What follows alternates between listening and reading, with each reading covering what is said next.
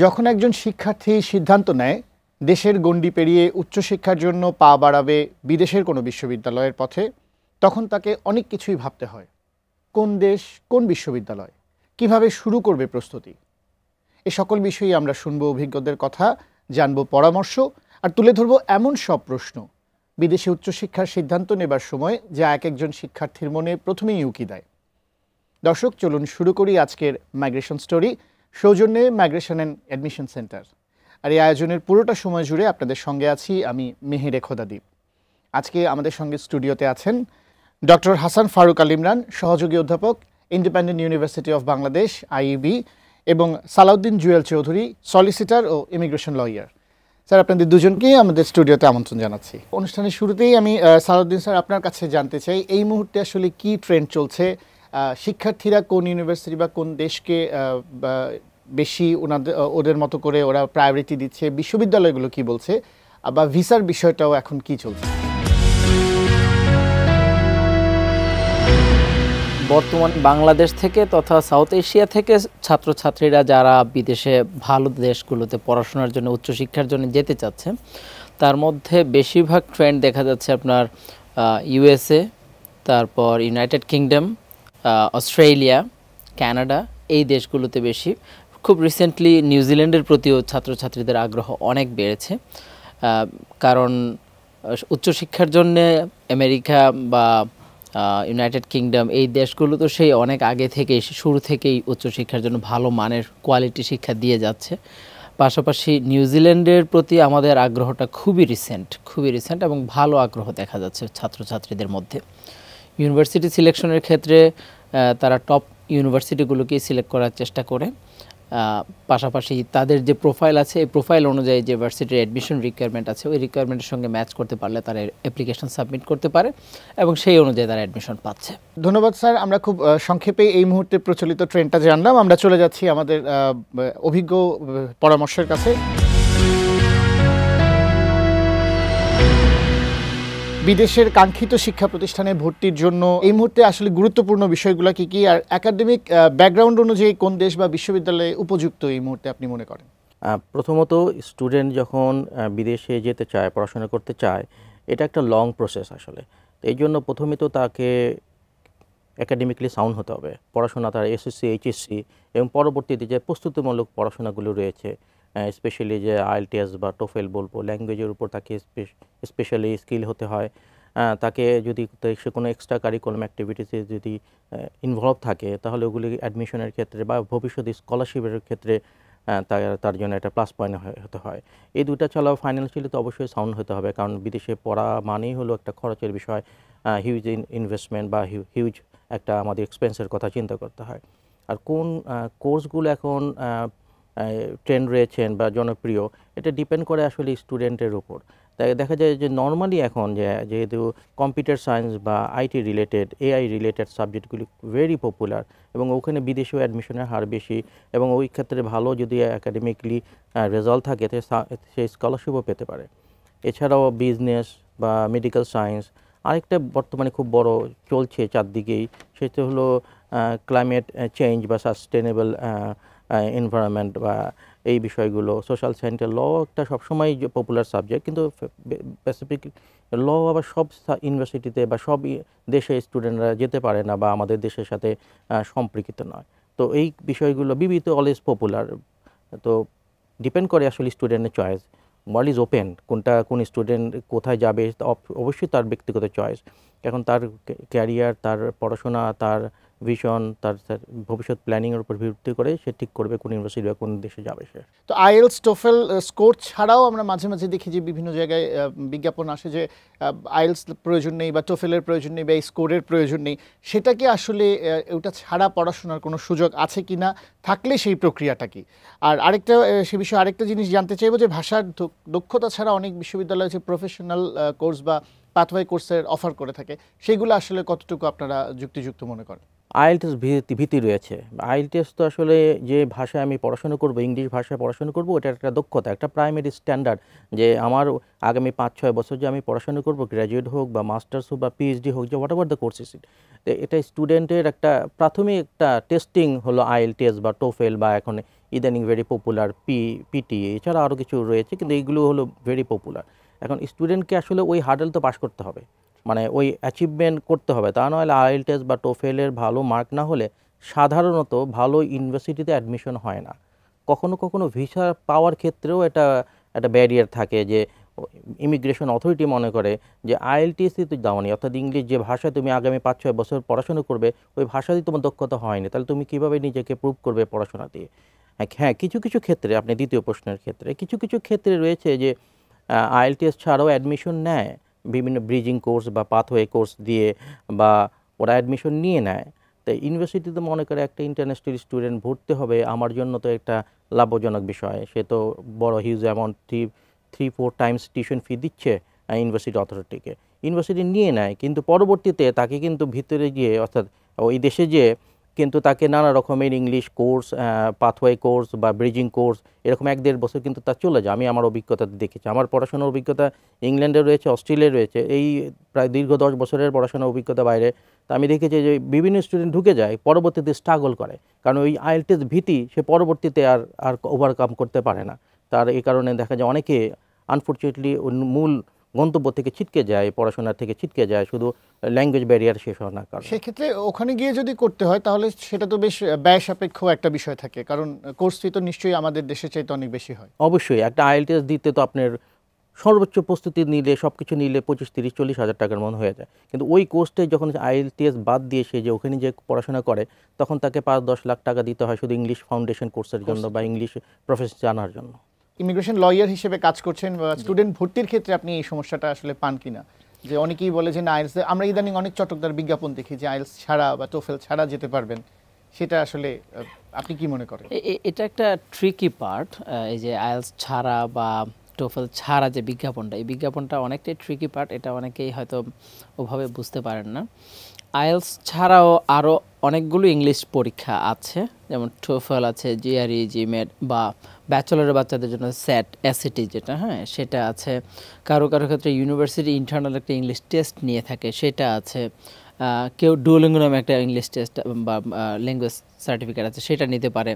তো এরকম অনেকগুলো ইংলিশ রিকোয়ারমেন্টস আছে যেগুলো ফুলফিল করলে আইএলসটা না দিলেও হয় অ্যাডমিশনের ক্ষেত্রে। আবার কিছু কিছু ক্ষেত্রে দেখা যায় যে আপনি বাংলাদেশে তথা বাংলাদেশ বা সাউথ এশিয়া থেকে আপনি একটা ব্যাচেলর কমপ্লিট করেছেন একটা পাবলিক বা প্রাইভেট ইউনিভার্সিটি থেকে, এখন আপনি মাস্টার্সের জন্য যেতে চাচ্ছেন। সেই ক্ষেত্রে আপনি যে ব্যাচেলর বা ব্যাচেলর প্রোগ্রামটা করেছেন 4 বছরের বাংলাদেশে, সেটা যদি ইংলিশ মিডিয়ামের হয়, medium of instruction in English, যাকে সংক্ষেপে বলা হয় এমওআই যদি থাকে, সেই ক্ষেত্রে আপনার আইএলস বা ইংলিশ ব্যারিয়ারটা আর থাকছে না কিছু ভার্সিটি আউট অফ ওয়ার্ল্ডে।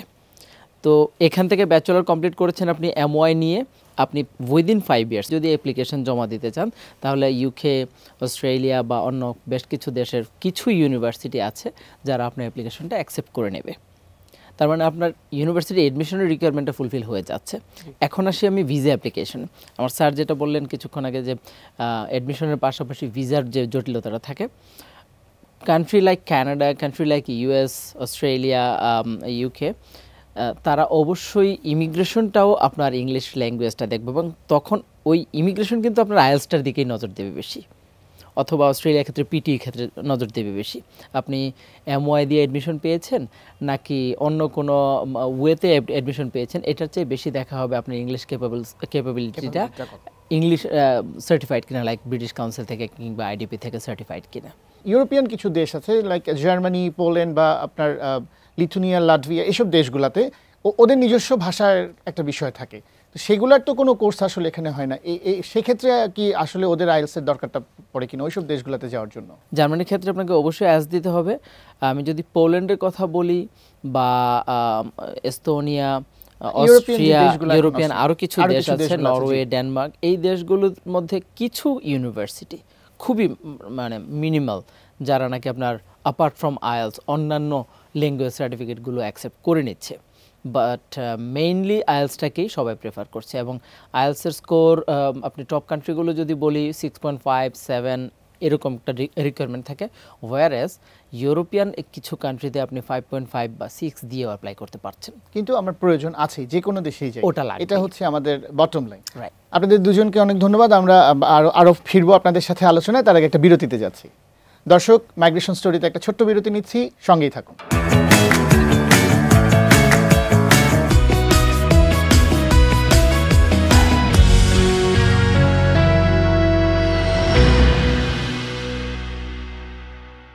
দর্শক, বিরতির পরে আরও একবার স্বাগত। আপনারা দেখছেন মাইগ্রেশন অ্যান্ড অ্যাডমিশন সেন্টারের সৌজন্যে মাইগ্রেশন স্টোরি। স্যার, আপনাদের দুজনকে আরও একবার স্বাগত জানাচ্ছি। আমরা আলোচনায় যাওয়ার আগে আমাদের একটি সফলতার গল্প দেখে আসি।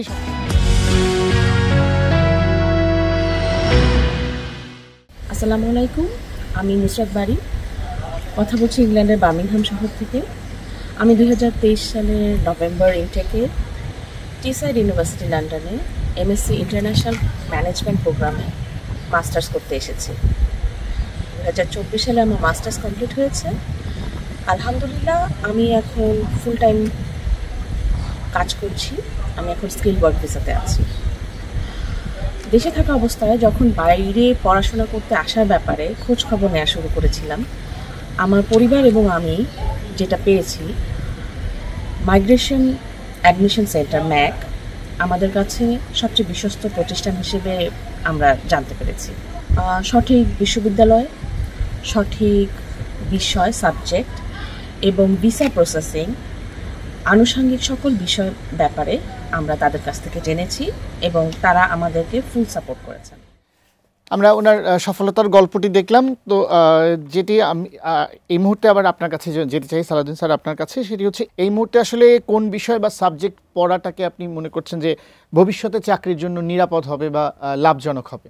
এখন আমি বেশিরভাগ সময় ক্লায়েন্টদেরকে বা স্টুডেন্টদেরকে যে বিষয়টা অ্যাডভাইস করে থাকি, আজকের চাকরি বাজারে যে সাবজেক্টগুলোর ডিমান্ড অনেক বেশি প্রতিযোগিতামূলক, এই সাবজেক্টগুলোকে যতদূর সম্ভব অ্যাভয়েড করার জন্যে। বিকজ এই সাবজেক্টগুলোতে অলরেডি অনেক পরিমাণে ক্যান্ডিডেট রয়েছে যারা নাকি চাকরি প্রত্যাশী। কিছু সাবজেক্ট আছে, যেমন এআই এর এখন সময়, এআই সাবজেক্টটার উপরে যে বা যারাই এখন থেকে দক্ষতা অর্জন করতে পারবে, আগামী 5 বছর বা 10 বছর পর তাদের অবস্থান খুব ভালো থাকবে চাকরির বাজারে। কিছু সাবজেক্ট আছে, যেমন এনভায়রনমেন্টাল যে সাবজেক্টগুলো আছে, আপনার এগ্রিকালচারাল যে সাবজেক্টগুলো, যেটা নাকি একসময় খুব ভালো ছিল, মাঝখানে এটার প্রতি ছাত্রছাত্রীদের অনাগ্রহতা অনেক বেশি বেড়ে যায়, যার ফলে এটার যে দক্ষ মানুষ দরকার সেই জিনিসটার একটা ঘাটতি দেখা যাচ্ছে। ফার্স্ট ওয়ার্ল্ড কান্ট্রিগুলোতে এগ্রিকালচারাল সাবজেক্টের হিউজ ডিমান্ড। এই সাবজেক্টটা নিয়ে পড়াশোনা করতে পারে, এআই নিয়ে পড়াশোনা করতে পারে, সাপ্লাই চেইনের ভালো একটা ডিমান্ড এখন আসছে, সামনে যাচ্ছে, এখনও ডিমান্ড। রোবোটিকের যে সাবজেক্টটা, এটার ভালো একটা ডিমান্ড যাচ্ছে এখন। আপনার ন্যানো টেকনোলজির যে বিষয়টা, ন্যানো টেকনোলজি, বায়োটেকনোলজি, এই সাবজেক্টগুলোর হিউজ ডিমান্ড ওয়ার্ল্ড ওয়াইড, এবং টপ কান্ট্রি, টপ প্রতিষ্ঠানগুলোতে এগুলোর ন্যানো টেকনোলজিটার অনেক ভালো ডিমান্ড হয়। এই সাবজেক্টগুলোর প্রতি আগ্রহ আমাদের সাবকন্টিনেন্টের স্টুডেন্টদের অনেকটাই কম। তারা গদবাঁধা যে সাবজেক্টগুলো পেয়ে থাকে, বিজনেস স্টাডিজ বা কম্পিউটার সায়েন্স বা আপনার অন্যান্য যে সাবজেক্টগুলো আছে, সেগুলোতে তারা পড়াশোনা করার চেষ্টা করে থাকে। নর্মালি প্যারেন্টসরাও এই সাবজেক্টগুলোর দিকেই বাচ্চাদেরকে বেশি ধাবিত করেন, যে আমার ছেলে ইঞ্জিনিয়ারিং করবে কম্পিউটার সায়েন্সের উপর, বা আমার ছেলে বিজনেস স্টাডিজের উপর পড়াশোনা করবে। কিন্তু আমরা যদি আজকের যে বাচ্চাদের ভবিষ্যতের কথা চিন্তা করছি, তারা যদি আপনার এআইটা নিয়ে বেশি পড়াশোনা করে, তারা যদি ন্যানো টেকনোলজি নিয়ে আজকেই এক্সপার্টিস গ্রহণ করে, তাহলে তাদের যে সময়টা আসবে চাকরি বাজারে, তখন তাদের ডিমান্ড অনেক ভালো থাকবে। বিশ্ববিদ্যালয় সিলেকশনের ক্ষেত্রে আসলে কোন কোন বিষয়গুলো খেয়াল রাখা উচিত? ইউনিভার্সিটি চয়েস করার বিষয়ে ক্ষেত্রে তো আমরা অনেকে দেখি র্যাঙ্কিং দেখি। আচ্ছা, আমার তো মনে হয় বা একটা স্টুডেন্ট তো চায় অক্সফোর্ড কেমব্রিজে পড়বে, কিন্তু আসলে তো ও তো ওই স্ট্যান্ডার্ডটা অ্যাচিভ করতে হবে না। প্রথমে এসএসসি বা এইচএসসি বা এ লেভেল ও লেভেল রেজাল্টটাও তো খুব ভালো হতে হবে। জি। ইন অ্যাডিশন ইংলিশে তো দক্ষতা লাগবেই, এই যে আইএলটিএস বা অন্য যে টেস্টগুলো রয়েছে। এবং স্কলারশিপের ক্ষেত্রে ভবিষ্যতে যদি স্কলারশিপের ক্ষেত্রে যেতে চায়, তখন তো তাকে যে স্যাট বা জিআরই বা স্পেশাল কোর্সগুলি করতে হবে, পরীক্ষাগুলি দিতে হবে।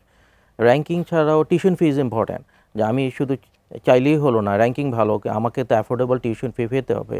সেই সাথে ফ্যামিলি আমাকে কতটুকু আমাকে সাপোর্ট দিচ্ছে, ফাইন্যান্সিয়ালি সাপোর্ট দিতে পারবে, আমি কতটুকু ওখানে পার্ট টাইম জব করে আমি কতটুকু আমি আমার জন্য সার্ভাইভ করতে পারবো। তো অনেকগুলো সেক্টরই আসলে ইম্পর্টেন্ট, সব কিছুই কিন্তু কোনো কিছু ফেলনা নয়। যখন একটা স্টুডেন্ট যখন বিদেশে যায় তখন তো ওকে সাপোর্ট করার মতো কেউ থাকে না, নিজেকে ছাড়া। এখন সব কাজ তাকেই করতে হবে, পড়াশোনা তাকেই করতে হবে, ভিসা ফিস তাকেই করতে হবে, অ্যাডমিশন তাকেই করতে হবে। সো এইগুলি প্রথম থেকে তাকে সব বিষয়ে আসলে দক্ষ অর্জন করতে হবে, না হলে আসলে গোল হয় না। আসলে অনেক স্টুডেন্ট দেখা যায় খুব আশা নিয়ে যায়, কিন্তু পরবর্তীতে ফাইন্যান্সিয়ালি অতটা সাউন্ড থাকে না, দেখে নিজেই সব ইনকাম করতে চায়, সে চায় যে আমি কাজ করেই আমার টিউশন ফিটা করবো। একসময় হয়তো ছিল র্যাঙ্কিংয়ের তো একটা ইম্পর্টেন্ট, যে আমি কোন ইউনিভার্সিটিতে পড়াশোনা করবো, সবাই তো চায় ভালো একটা ইউনিভার্সিটিতে চায় পড়াশোনা করতে, কারণ পরবর্তীতে ওই ডিগ্রিটা সে ইউটিলাইজ করতে পারে, ওই ইউনিভার্সিটি ডিগ্রিটা। এছাড়াও ফাইন্যান্সিয়াল ইম্পর্টেন্ট, মানে ফাইন্যান্সটা ভেরি ইম্পর্টেন্ট। যে টিউশন ফি, দেখা যায় যে টিউশন ফি যদি বেশি হয় তাহলে দেখা যায় যে অনেক সময় ফ্যামিলি থেকে অ্যাফোর্ড করার ক্ষেত্রে একটু প্রবলেম হয়ে যায়। আমি জানি না আগামী 5-6 বছর XYZ এর ফ্যামিলি সেমভাবে তাকে সাপোর্ট দিতে পারবে কি না। তাই অনেক সময় স্টুডেন্টরা চিন্তা করে বাসার থেকে কিছু নিব বা বাংলাদেশ থেকে কিছু নিব, আমি কিছু ইনকাম করে চলবো। ওটাও যদি হয় তা দেখা যায় স্টুডেন্টের জন্য খুব কঠিন হয়ে পড়ে আসলে।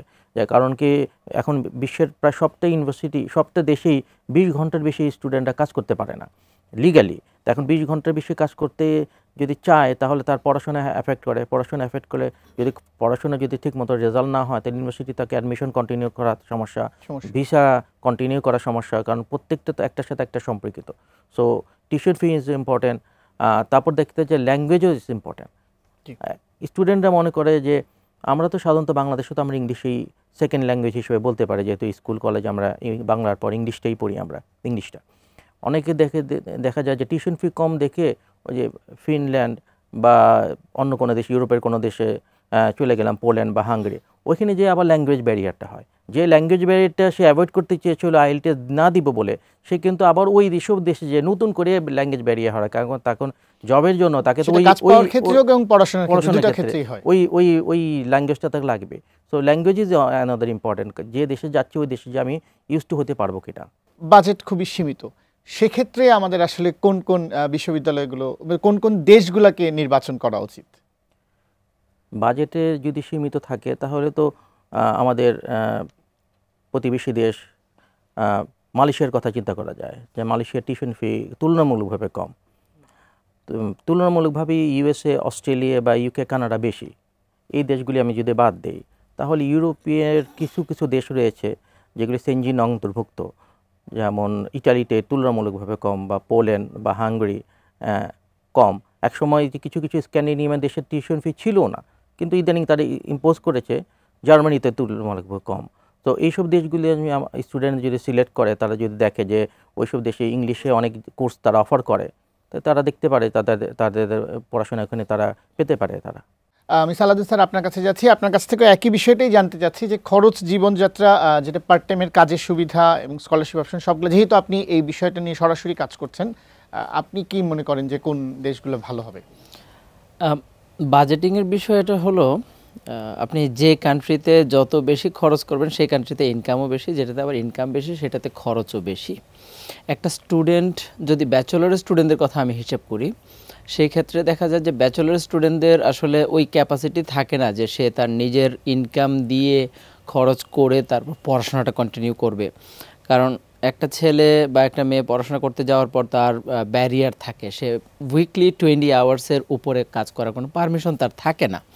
তো উইকলি 20 আওয়ার্সে যদি হয়, ওই দেশের কারেন্সি অনুযায়ী একটা ছেলে কোনোভাবে 1000, ওই দেশের কারেন্সি অনুযায়ী, দেশীয় মুদ্রায় 1000-এর বেশি উপার্জন করতে পারে না সে। তার থাকা, খাওয়া, পকেট খরচ, যাতায়াত খরচ সব মিলিয়ে 1000 টাকা লেগে যায় তার। তো সে যা উপার্জন করছে সেটা দিয়ে যদি তার লিভিংয়েই চলে যায়, তাহলে সে টিউশন ফিটা কীভাবে পরবর্তীতে মেনটেন করবে? ব্যাচেলরের বাচ্চাদের ক্ষেত্রে অবশ্যই আপনার ফ্যামিলির কাছ থেকে ফুল সাপোর্টটা নিতে হয়, স্পেশালি ফর টিউশন ফি। যদি ফ্যামিলির কাছ থেকে ওই সাপোর্টটা নিতে পারে তাহলে তারা পড়াশোনা করে আসতে পারে সেলফ ফাইন্যান্স, কিংবা যদি সেই পরিমাণ ভালো রেজাল্ট থাকে স্কলারশিপের জন্য। এই জন্য বললাম যে সেলফ ফাইন্যান্স। যদি তারা ফ্যামিলির কাছ থেকে সাপোর্ট নিয়ে পড়তে পারে তাহলে সেলফ ফাইন্যান্সে পড়াশোনা করলো। আর যদি তাদের স্কলারশিপের কোনো অপরচুনিটি থেকে থাকে তাহলে তো আর কোনো কথাই নেই, তার নিজের ইনকাম দিয়ে সে লিভিং করতে পারলো এবং স্কলারশিপ দিয়ে টিউশন ফিটা কভার করে নিতে পারলো।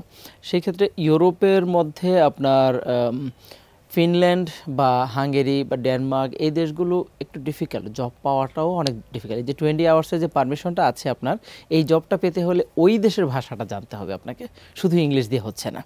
ওয়ারাজ আপনি যদি অস্ট্রেলিয়া বা নিউজিল্যান্ড বা ইউকে, কানাডা এই দেশগুলোতে যান, আপনি কিন্তু শুধু ইংলিশ, বেসিক ইংলিশটা দিয়েও জবটা পেয়ে যাচ্ছেন। এই হিসাবে কিন্তু আমি বলবো ইংলিশ স্পিকিং কান্ট্রিটাই বেটার। স্যার, আপনাদের দুজনকে ধন্যবাদ আমাদেরকে সময় দেওয়ার জন্য, কষ্ট করে আমাদের স্টুডিওতে আসার জন্য। আমরা মনে করি যে যারা এখন প্রস্তুতি নিচ্ছে বিদেশ যাওয়ার জন্য, আপনাদের আলোচনা থেকে তারা বেশ লাভবান হবে। দর্শক, এই ছিল আজকের মাইগ্রেশন স্টোরি। এ বিষয়ে আপনাদের যদি কোনো জিজ্ঞাসা থাকে, আপনাদের কোনো প্রশ্ন থাকলে পাঠিয়ে দিন আমাদের ফেসবুক পেজে। আমরা আমাদের পরবর্তী পর্বগুলোতে আমাদের যেসব অভিজ্ঞরা থাকবেন, আমাদের যেসব আমন্ত্রিত অতিথিরা আসবেন, তাদের কাছ থেকে আপনাদের প্রশ্নগুলো আমরা জেনে নেব এবং আমরা আশা করি আপনারা উপকৃত হবেন। এতক্ষণ সঙ্গে থাকার জন্য ধন্যবাদ।